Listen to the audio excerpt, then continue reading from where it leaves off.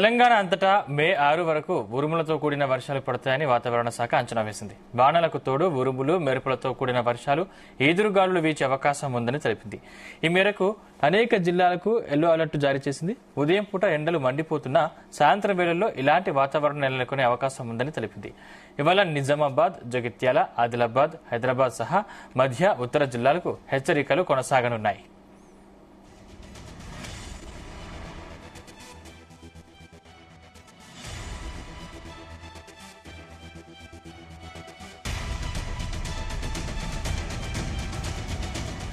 తెలంగాణ అంతటా మే 6 వరకు ఉరుములతో కూడిన వర్షాలు పడతాయని వాతావరణ శాఖ అంచనా వేసింది. వానలకు తోడు ఉరుములు, మెరుపులతో కూడిన వర్షాలు, ఈదురుగాలులు వీచే అవకాశం ఉందని తెలిపింది. ఈ మేరకు అనేక జిల్లాలకు ఎల్లో అలర్ట్ జారీ చేసింది. ఉదయం పూట ఎండలు మండిపోతున్నా సాయంత్రం వేళల్లో ఇలాంటి వాతావరణం నెలకొనే అవకాశం ఉందని తెలిపింది. ఇవాళ నిజామాబాద్, జగిత్యాల, ఆదిలాబాద్, హైదరాబాద్ సహా మధ్య, ఉత్తర జిల్లాలకు హెచ్చరికలు కొనసాగనున్నాయి. రైట్, వర్షాలకు సంబంధించిన మరింత పూర్తి సమాచారం మా ప్రతినిధి రాజు పటేల్ అందిస్తారు. రాజు పటేల్, గుడ్ మార్నింగ్ సందీప్. హైదరాబాద్ తో పాటు తెలంగాణ వ్యాప్తంగా అన్ని జిల్లాల్లో కూడా వర్షపాతం భారీగా నమోదయ్యే అవకాశం ఉంది. ఎందుకంటే నిన్న సాయంత్రం హైదరాబాద్ లోని చాలా ఏరియాల్లో కూడా కురిసింది వర్షము. అంతకంటే ముందు ఇటు మనకు ఉమ్మడి వరంగల్ జిల్లా గానీ, ఉమ్మడి నల్గొండ జిల్లాతో పాటు ఉమ్మడి ఆదిలాబాద్ జిల్లాలో కూడా పలు చోట్ల వర్షపాతం నమోదైంది. రాబోయే ఒక 2-3 రోజుల పాటు కొన్ని జిల్లాలు కూడా వర్షపాతం నమోదు కాగా మరికొన్ని జిల్లాల్లో ఎండ ప్రభావం ఎక్కువగా ఉండే అవకాశం ఉందని కూడా వాతావరణ శాఖ చెప్పింది. ఈ మేరకు పలు జిల్లాలకు కూడా ఎల్లో అలర్ట్ కూడా జారీ చేసింది. నిన్న మన సాయంత్రం హైదరాబాద్ లో కనుక ఒకసారి చూసుకుంటే భారీగా ఉరుములు, ఈదురుగాలతో కూడినటువంటి వర్షం పడింది. వేడి తేమ నుండి ఈ వర్షంతో కొంచెం ఉపశమనం లభించిందని చెప్పవచ్చు ప్రజలకు. కూకట్పల్లి, మియాపూర్, మాదాపూర్, హైటెక్ సిటీ, అమీర్పేట, సనత్ నగర్, బోరబండ, జూబ్లీ హిల్స్, గచ్చిబౌలి, అత్తపూర్, ఖైరతాబాద్, అబిడ్స్, మెహదీపట్నం, నాంపల్లి ఈ ఏరియాలో కూడా నిన్న భారీగా కూడా వర్షపాతం నమోదైంది. ఎందుకంటే తుఫాను ప్రభావము మనకు తెలంగాణ వ్యాప్తంగా కనిపిస్తుంది. మధ్యప్రదేశ్ రాష్ట్రం నుంచి కేరళ వరకు వెళ్తున్నటువంటి తుఫాను ప్రభావం కారణంగానే అటు కేరళకు వెళ్తున్నటువంటి తుఫాను ప్రభావం కారణంగా మన తెలంగాణలో ఈ వాతావరణంలో మార్పులకు కారణమైందని చెప్పవచ్చు. తుఫాను కొద్ది కాలమే ఉన్నప్పటికీ కూడా ఉరుములుతో కూడినటువంటి వర్షము ఎక్కువగా పడుతుంది. సో హైదరాబాద్ లో కూడా ఒక రకమైనటువంటి మార్నింగ్ ఎక్కువగా వేడి ఉంటుంది, మధ్యాహ్నం కూడా హీట్ ఉంటే సాయంత్రానికి వచ్చేసరికి ఎక్కువ వర్షపాతం పడుతుంది. ఎప్పుడు కానీ హైదరాబాద్ లో సాయంత్రము 5 తర్వాత 5, 6, 7 ఈ టైంకి మాత్రమే ఎక్కువగా వర్షపాతం నమోదవుతుంది. సో మరొక 24 గంటల పాటు ఈ విధంగానే వాతావరణం ఉండే అవకాశం ఉంది. ఉష్ణోగ్రతలు కూడా గరిష్టంగా మనకు 43 నుంచి 44 డిగ్రీల పాటు గరిష్టంగా ఉష్ణోగ్రతలు నమోదయ్యే అవకాశం ఉంది. రాబోయే మరొక 24 గంటల్లో కూడా ఒక తేలికపాటి నుంచి మోస్తారు వర్షాలతో పడటం పాటు ఈదురుగాల ప్రభావం కూడా చాలా ఎక్కువగా ఉండే అవకాశం ఉంది. దాదాపు 30 నుంచి 40 కిలోమీటర్ల వేగంతో కూడా ఈదురుగాలు ఉంటాయి. ఇటు నిజామాబాద్, జగిత్యాల, హైదరాబాద్ సహా కొన్ని ఉత్తర జిల్లాలకు సంబంధించినటువంటి హెచ్చరికలు కూడా అటు వాతావరణ శాఖ ప్రకటించింది. ఈ మొత్తంలో ప్రజలు కూడా అలర్ట్ గా ఉండాలని కూడా చెప్పడం జరిగింది.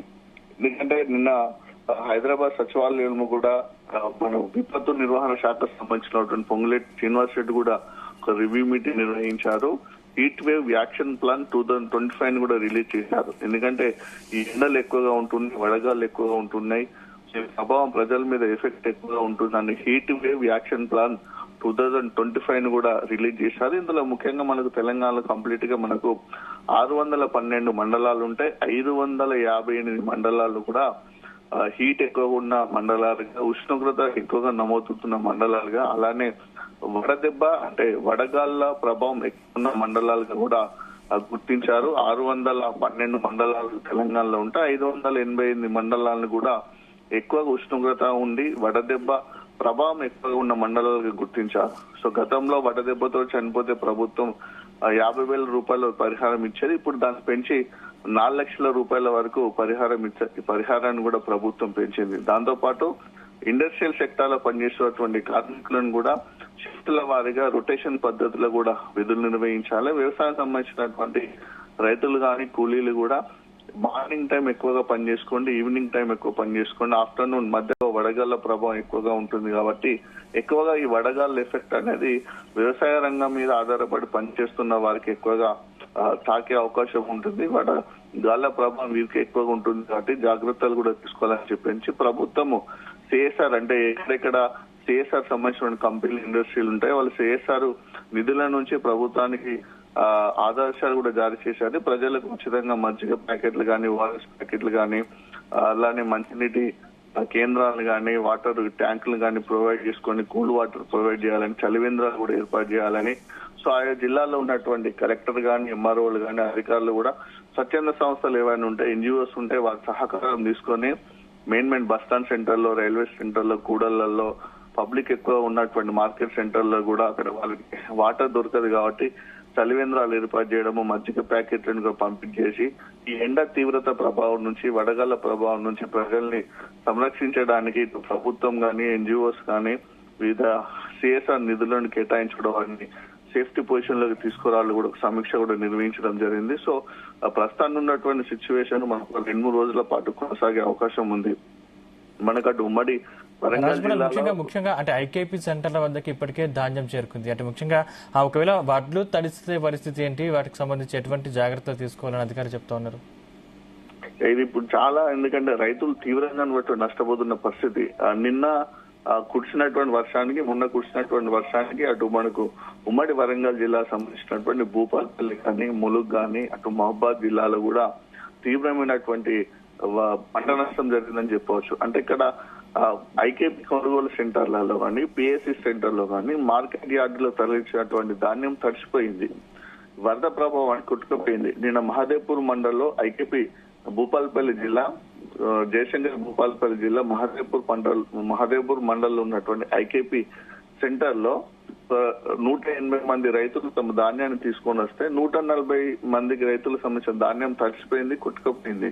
నేను అధికారులు వచ్చి సంబంధించిన లెక్కలు వేసుకుంటున్నాను. సో ఇక్కడ ప్రధానంగా మనం గమనించాల్సిన విషయం ఏంటంటే, రైతులకు పంట చేతికి వచ్చిన తర్వాత మార్కెట్ యార్డ్లకు కానీ, ఐకేపీ సెంటర్లకు కానీ తరలించి అమ్ముకునేటువంటి దశలో, చివరి దశలో అకాల వర్షం వల్ల వరి ధాన్యం తడవడం వల్ల కానీ, వరదలకు కొట్టుకపోవడం వల్ల కానీ ప్రభుత్వం నుంచి ఎలాంటి పంట నష్ట పరిహారం అందడం లేదు.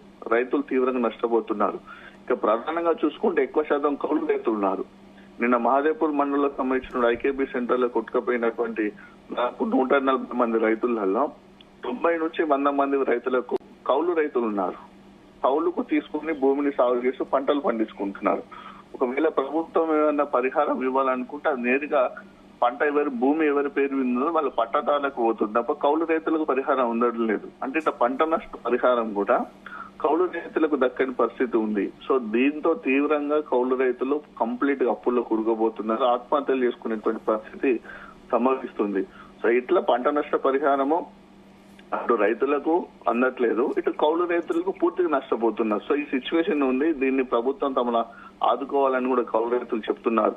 సో ఐకేపీ సెంటర్లో కానీ, మార్కెట్ యార్డ్లో కానీ, పిఎస్సి సెంటర్లో కానీ, డిసిఎంఎస్ సెంటర్ లో ఉన్నటువంటి వరి ధాన్యం తడిచిపోయినప్పుడు ఆ సెంటర్ నిర్వాహకులు కానీ, ప్రభుత్వం కానీ బాధ్యత వహించాలంటున్నారు.